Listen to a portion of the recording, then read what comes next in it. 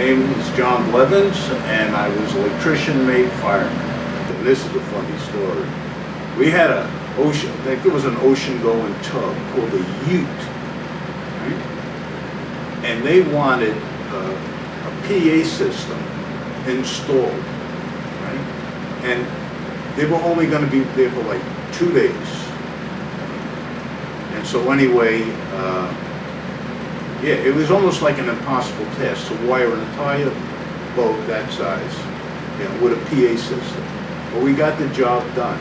And then, but I remember the chief, because it was probably about 4 in the morning when it was completed. And he got on that PA like a test, and he said something to the effect that, to the men of the USS Ute, here's your PA system.